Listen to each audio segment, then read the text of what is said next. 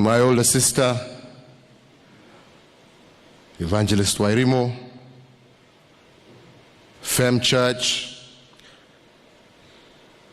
the Bishop who has given us a wonderful, wonderful sermon this morning.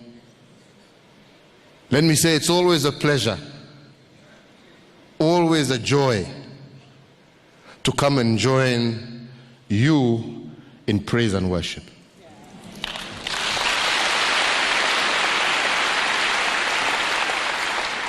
As my friend William has said, this church is a very inspirational church.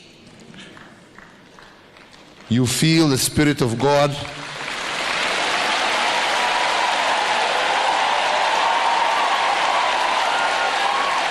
flowing through each and every one of you. And I always leave here feeling much better than when I came.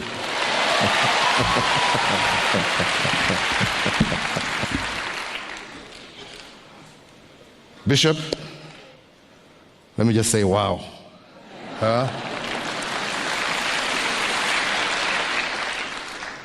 That we are in a process of change. And that change belongs to each and every one of us.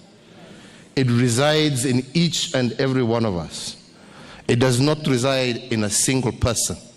It does not reside in the president.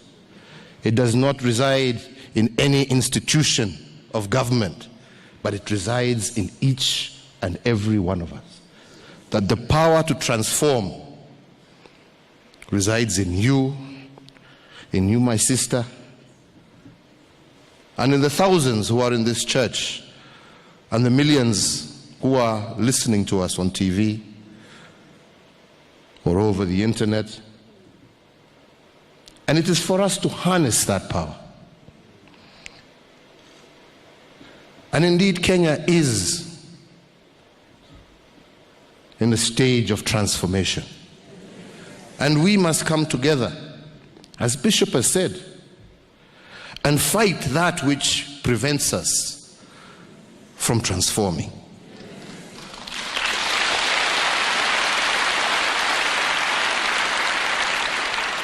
And empower each and every one of us to help us achieve our dream.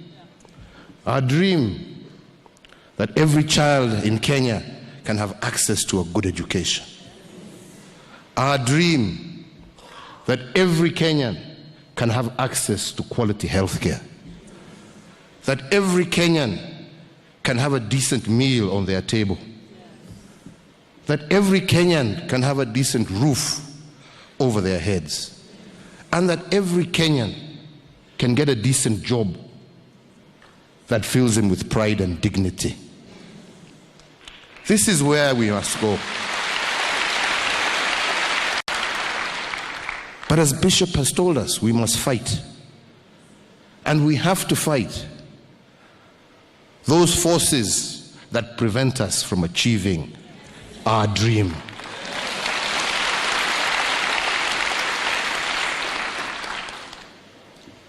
Over the last few weeks, I've lost very many friends, Bishop.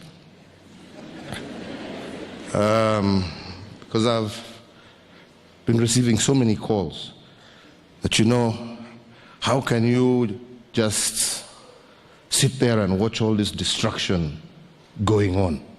You must stop it. And I said, well, it's difficult to stop. It's difficult to stop not because we love to destroy, but because we must fight impunity.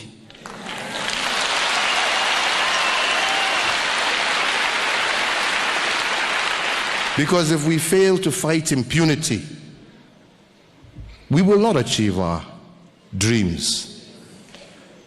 And a time has come for us to fight impunity.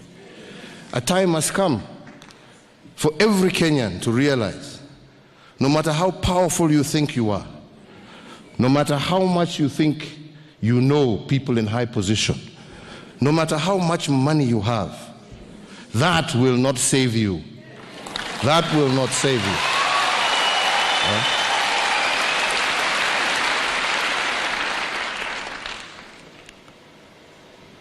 We must recognize that for this country to succeed, we must fight impunity. For this country to succeed, we must fight corruption. We must fight corruption. Because corruption is one of those forces that prevents us from achieving our dreams. We must reach to a stage in our country where it is not who you know, that you know the president, that you know the minister, that you know who is who in which office. That should not be what makes a human being.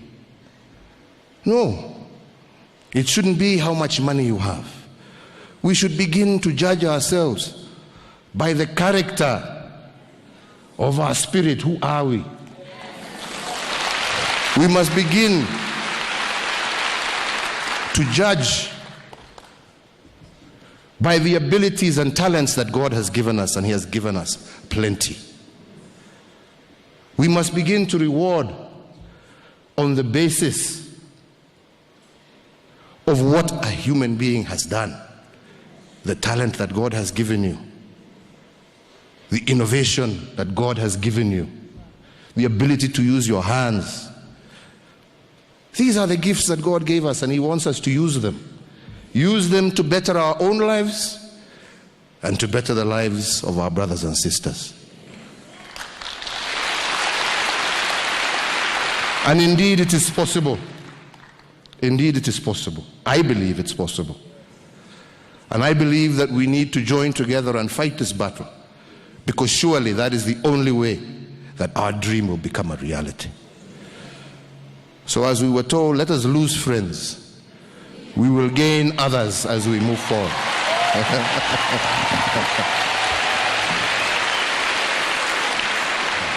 Let us lose friends and do that which is right in the eyes of God.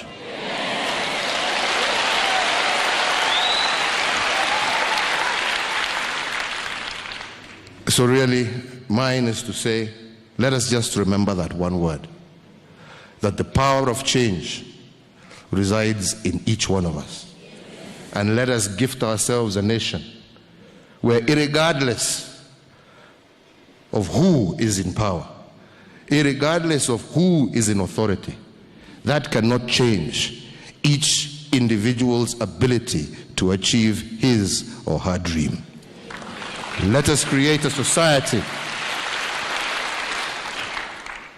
that respects and treasures and values hard work, that values integrity, and let us develop a nation that has a conscience. And that conscience be driven, again, as we have been told, by the Holy Spirit, because we are a nation of God.